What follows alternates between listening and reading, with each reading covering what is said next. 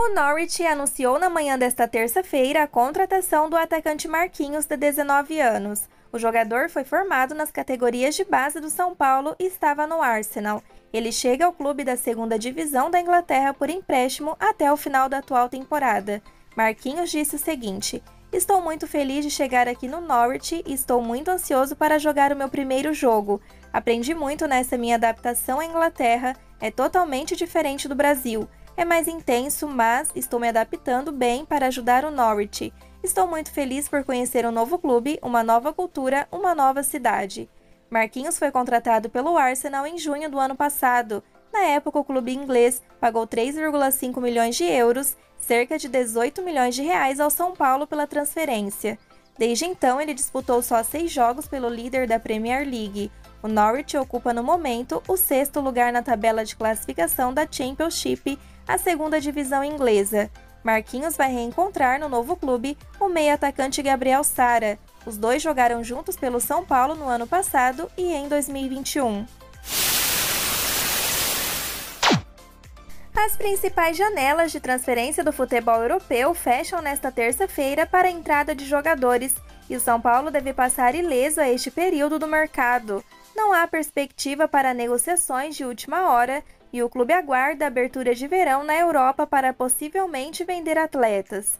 Dentro do elenco, 3 nomes são avaliados com o melhor potencial de mercado: o lateral esquerdo Wellington, o volante Pablo Maia e o meia Rodrigo Nestor, todos titulares de Rogério Ceni neste início de temporada e criados nas categorias de base de Cotia. Sondagens ocorreram nesse último mês, mas nada convincente a ponto de avançar para um possível negócio. As janelas de inscrição para novos jogadores fecham nesta terça em Inglaterra, Alemanha, Espanha, Itália e França. Em Portugal, negócios podem ser feitos até dia 2 de fevereiro. Já na Turquia, outro mercado que explora a contratação de brasileiros, até o próximo dia 8. O São Paulo tem a venda de jogadores como um gatilho para ajudar na recuperação financeira do clube, que atingiu no ano passado uma dívida na casa dos 700 milhões de reais. Segundo o planejamento orçamentário para 2023, o tricolor espera arrecadar 135 milhões de reais em negociações de jogadores. Na conta entra, além da venda de atletas do próprio elenco, possíveis gatilhos de negociações anteriores, como por exemplo o ocorrido com Antony, hoje jogador do Manchester United. Neste ponto, o clube pode se beneficiar de uma possível transferência de Brenner neste último dia de janela na Inglaterra. O atacante do FC Cincinnati teve o nome ligado ao Nottingham Forest da Premier League. O clube brasileiro tem direito a 20% do lucro que o Cincinnati tiver em relação ao jogador, ou seja, caso a venda saia acima dos 13 milhões de dólares investidos pela franquia, o São Paulo terá essa porcentagem a partir deste valor. A atual oferta, segundo a MLS, é de empréstimo com opção de compra, o que impediria o tricolor de receber algo ainda em janeiro. A derrota para o Corinthians em clássico disputado no domingo, dia 29, no Morumbi, pelo Campeonato Paulista, deve fazer vítimas no São Paulo. O lance apurou que a diretoria já planeja afastar e até rescindir o contrato com o lateral direito Orejuela, alvo de vaias e ofensas por parte da torcida e substituído no primeiro tempo. O técnico Rogério Ceni, após a partida, pediu força mental ao jogador, garantindo que ele continuaria sendo escalado por conta da ausência de outras peças para a posição. Rafinha e Igor Vinícius, machucados, só devem voltar a campo em meados de fevereiro. Internamente, a avaliação é que Orejuela é o clássico caso de prejuízo certo. O lateral foi contratado em 2021 por 13,5 milhões de reais, mas não rendeu o esperado. Passou emprestado por Grêmio e Atlético Paranaense e havia a esperança no início da temporada de que o tricolor recebesse alguma proposta, o que não aconteceu. Com o péssimo rendimento nas chances que teve até agora, 3 jogos clássicos contra Palmeiras, Portuguesa e Corinthians, o entendimento é de que dificilmente surgirão interessados no seu futebol. O lance apurou que na reunião semanal realizada entre diretoria e comissão técnica no CT da Barra Funda, houve um pedido para que Ceni improvise alguém no setor. Recentemente foram promovidos da base o zagueiro Matheus Belém e o volante Vinícius, ambos titulares no time que disputou a última Copa São Paulo de Juniores e que podem fazer a função de lateral. A expectativa é que a improvisação dure apenas no duelo contra o Santo André, às 16 horas do próximo domingo fora de casa, já que há esperança de alguma opção da lateral para os duelos contra Bragantino na quarta-feira fora de casa e Santos no domingo, 18 horas e 30 minutos, no Morumbi. O afastamento de Orejuela atenderia também outra necessidade do São Paulo, o limite de estrangeiros. Podendo relacionar apenas 5 por partida, o tricolor vive o drama de ter 7 peças à disposição de Ceni. Sem o colombiano, nomes como Di Galló, artilheiro da equipe no Paulistão e que acabou cortado do clássico por conta da limitação, poderiam voltar a ser usados. O Palmeiras voltará a mandar uma partida com torcida no Morumbi após 16 anos, e tanto São Paulo, dono do estádio, quanto Polícia Militar estão em alerta para eventuais problemas que a rivalidade pode trazer. A segurança será reforçada e uma operação especial será colocada em prática para vigiar pontos considerados vulneráveis do palco.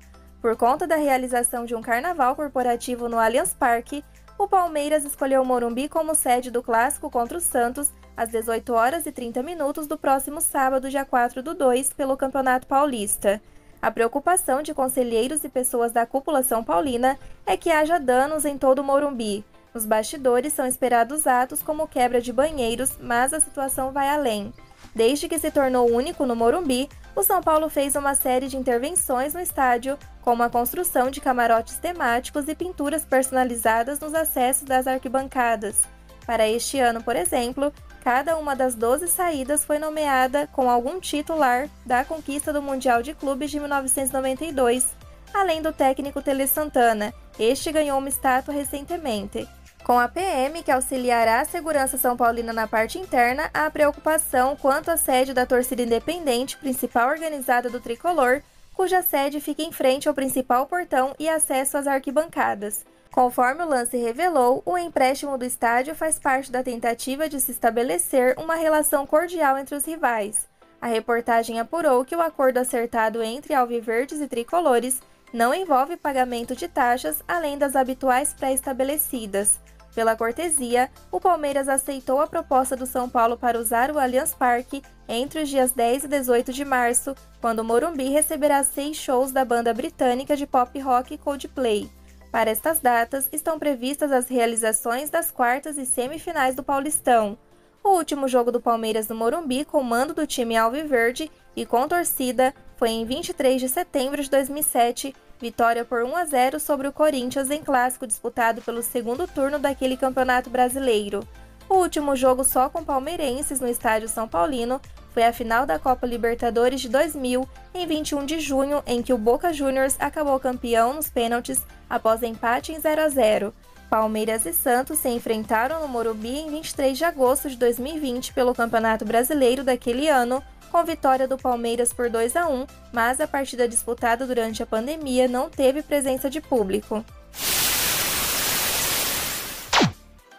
Durante a coletiva de imprensa, concedida pelo técnico Rogério Ceni após a derrota para o Corinthians no Majestoso do último domingo, uma curiosidade chamou a atenção. É que no letreiro eletrônico que costumeiramente mostra as marcas que apoiam a equipe, entre patrocinadores e parceiros, não estava a da Adidas, fornecedor oficial de materiais esportivos do clube. Com isso, alguns rumores surgiram sobre um possível desligamento da empresa no liame com o tricolor. De acordo com o blog São Paulo Sempre, escrito por Daniel Perrone, no entanto, a história não é bem assim.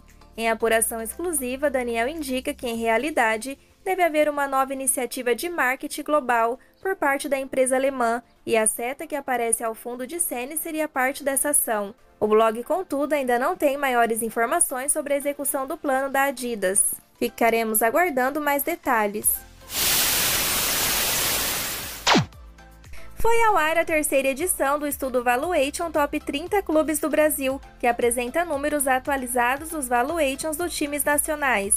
No geral, após a pandemia e a recuperação da normalidade no futebol, as agremiações brasileiras apresentaram valuation de 33,2 bilhões, 31% a mais do que no estudo anterior, divulgado na temporada de 2021, e o São Paulo é a sexta marca mais valiosa do país, segundo o ranking apresentado.